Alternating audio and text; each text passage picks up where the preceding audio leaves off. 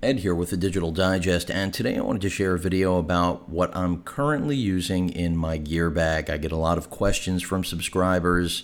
We're getting close to 64,000. Wish the number was higher. Those of you that subscribe know I work pretty hard.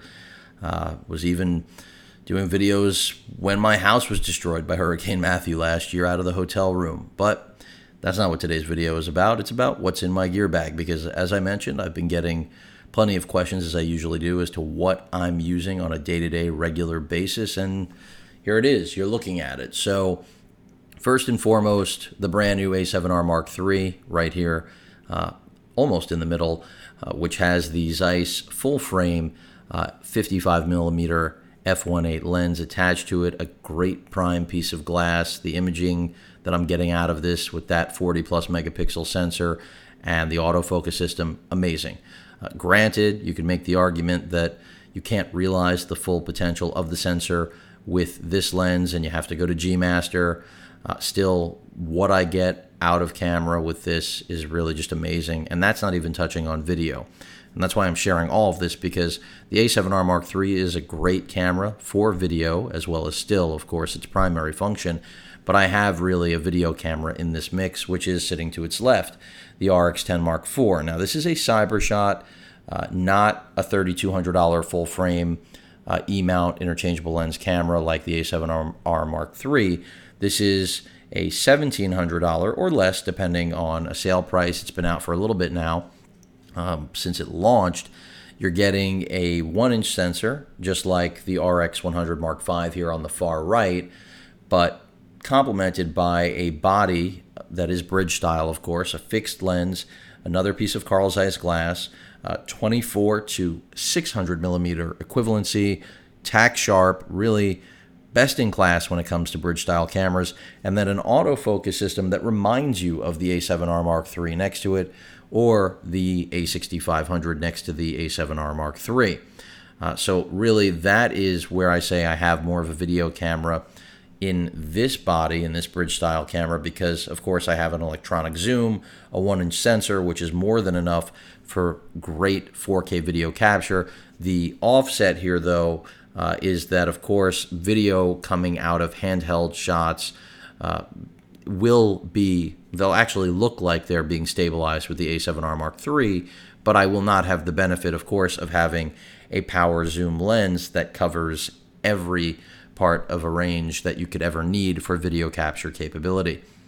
So that's why I love the RX10 Mark IV, because it does give me flexibility that I don't have with interchangeable lens cameras like the A7R Mark III that I mentioned already and the A6500 over here.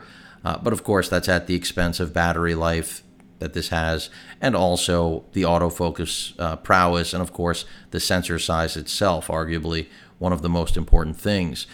Now, the A6500 on the right, that I'm touching right now, is really the baby brother, baby sister, even though it's the older camera, sibling to the A7R Mark III, and that's because it pretty much has the autofocus prowess that you'll find in the A7R Mark III, but with an aps-c class sensor. So a smaller sensor, very similar feature set, but not a similar footprint. I've already compared these, very popular comparison, and for good reason. At $1,200, this is, in my opinion, the best interchangeable lens camera that money can buy if full frame is not a priority or a necessity. And right now I have on that the native full frame Carl Zeiss FE, as I mentioned, full frame, 16 to 35 mil piece of glass, which is still one of my favorites. Yes, DP Review just named the G Master faster version of this lens the lens of the year, and for good reason. This was already an amazing piece of glass. Making it faster only meant you were going to get something even better, and of course the ability to render the actual resolution that this sensor, or more importantly the A7R Mark II or III, can yield is better realized with that faster piece of glass. But for my needs, when we're talking about pricing to the performance that I expect to have, since I don't make a living with my cameras, that's where, to me, the G Master class isn't really necessary for me personally. And of course, I'm pointing at myself. But the A6500, a necessity, because there are plenty of times when I do not want to take out heavier gear, and the A6500 still satisfies me perfectly with that. And that's a good example of that is right here. All this gear, by the way,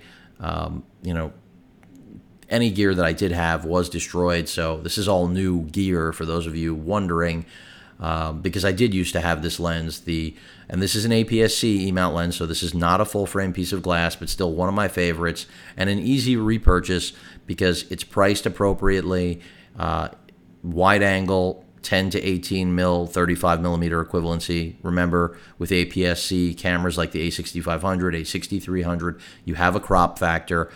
So when I throw it on a full frame, I'm not going to have the same range as I do, of course, with the A6500 or A6300 or any other E-mount aps-c camera.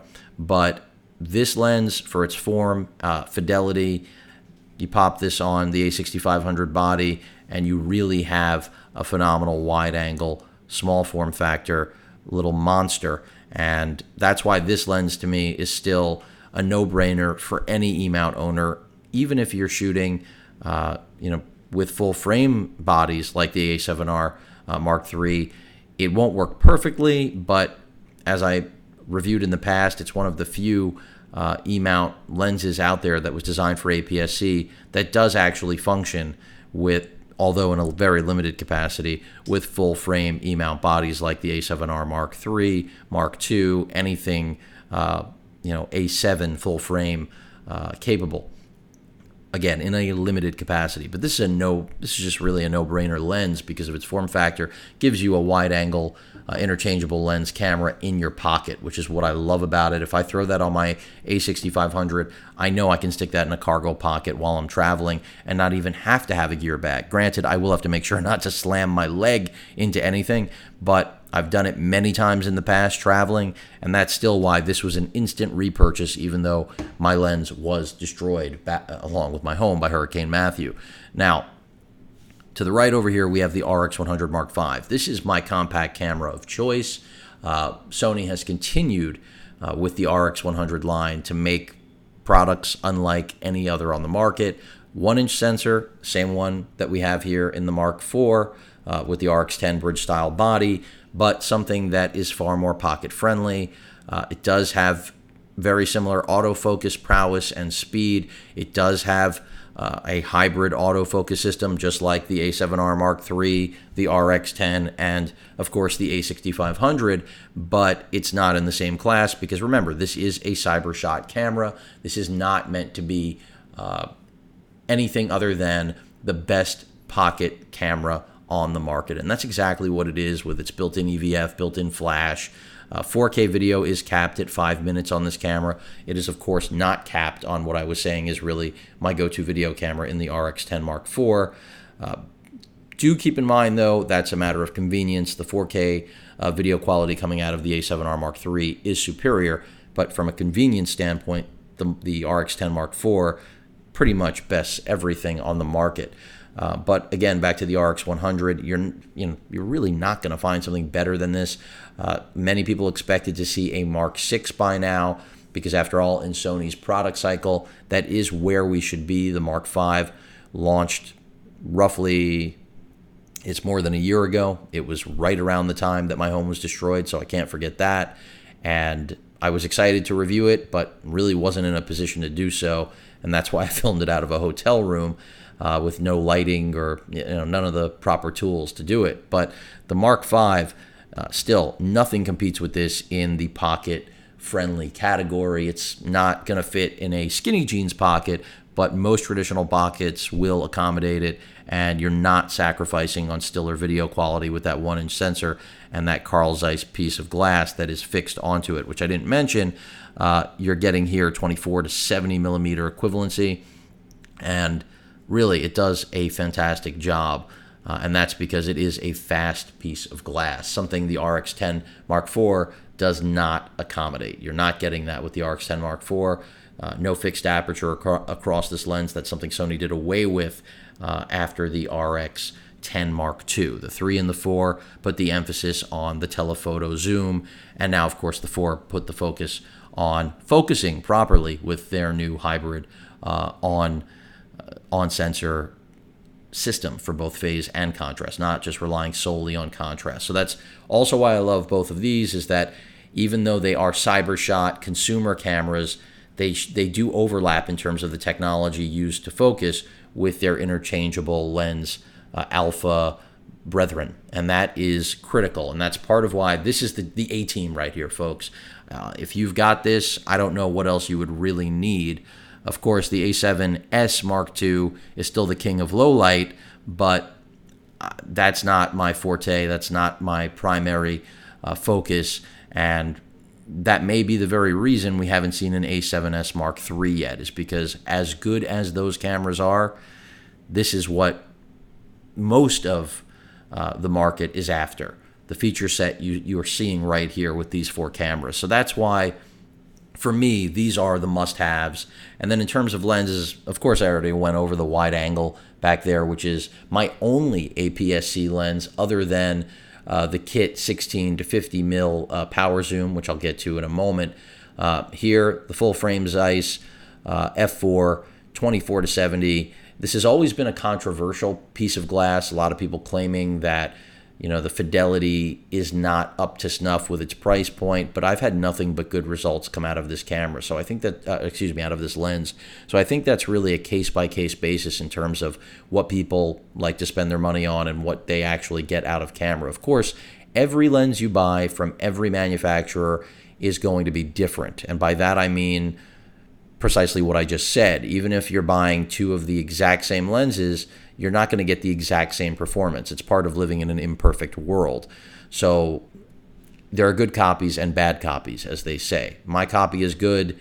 A lot of people claim to have bad copies. I will tell you now, they're not all bad copies out there. And then last but not least, even though it's really not last on this video, is the G Master 100 to 400 full frame. Now, there's talk of a 600 mil lens coming out, and that's great.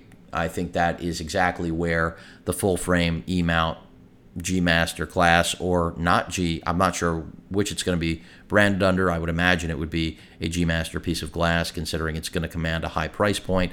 But the 100 to 400 was really something I was waiting for. And a lot of you know from my videos, I did repurchase the f4 G class 70 to 200, but it's not on this table for a reason. I no longer use it. I sold it.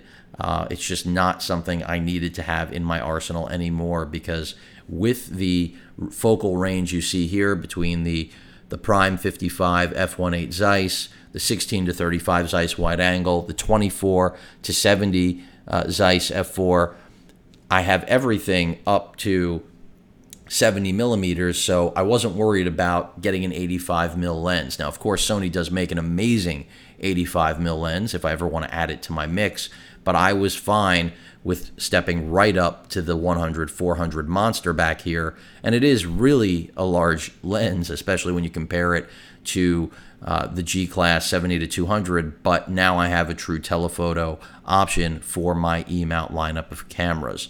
And I have nothing but great things to say about this thing. Now, it is heavy.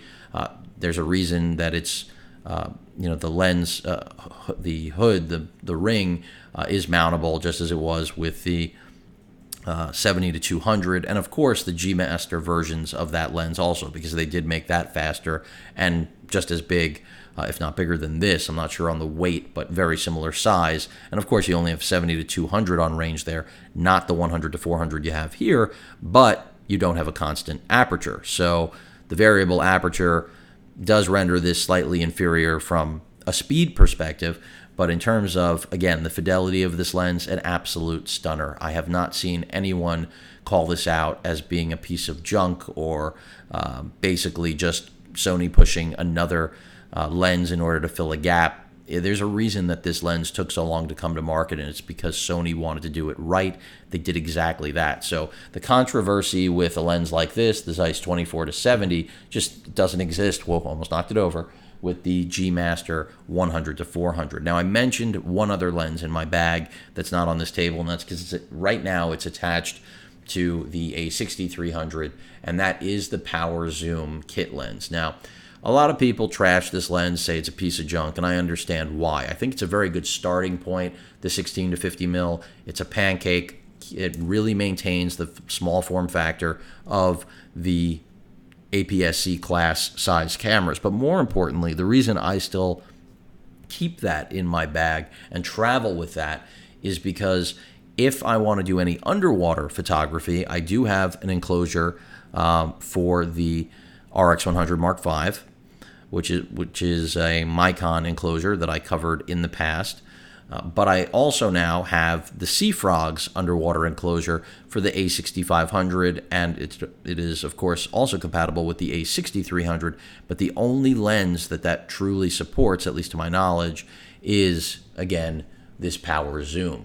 So whenever I mention the 16 to 50 mil and people are like, why does Ed have that lens? You know, he's got all this gear. Why would he have what many think is a piece of crap? Well, I've explained why. It's the only lens right now that will permit me to use the A6500 or the A6300, which I would never use in place of the A6500 since I have both, but it's a good backup to have underwater, which does give me a whole nother level of quality than trying to shoot with the RX100 Mark V underwater. And also, if I want to go scuba diving, snorkeling, whatever it may be, and I want, for example, my fiance to be able to also be filming and have a camera she can use, which is always the case, there is, at least for me, the flexibility of having that Power Zoom so that this way both the RX100 Mark V and the A6500 are both going underwater on that dive. Now, I haven't had a chance to have a vacation. Hopefully that'll happen soon, and I'll actually be able to get to a great dive spot and take both the A6500 and RX100 down, 60 feet, whatever it may be, 70 feet, and shoot some great video and stills. But that pretty much rounds out what I've got in my bag. This is the arsenal for me presently. It covers the whole focal range in terms of interchangeable as well as, power zooms, and also the gamut for me actually going underwater. So I've covered all of my case uses for the gear that is in front of me right now, and I really personally don't see a need for anything else. This satisfies every possible thing from street photography, landscape, portrait. I mean, I'm not shooting a wedding, but if I wanted to, I certainly could. And of course, that prime 55 mil is just, it's butter. What else can I say? So for those of you that were curious, question answered. Here you have it. This is the gear right now that I am using on a regular basis. And if you purchase any of this, I can assure you, you will not be disappointed. Every one of these cameras is a stunner in its own way. Of course, if I had to pick a favorite, the one right now that I could not live without, it's got to go to the A7R Mark III, because it can do things that all of the other bodies here simply cannot. But when it comes to convenience, the RX10 Mark IV is the king of convenience. But that pretty much rounds it out. There is what is in my bag. It's a big bag, don't kid yourself. Right now, here in the end of 2017. Any questions or comments, please feel free to post them. Hit that like button. And as usual, please feel free to subscribe. Later.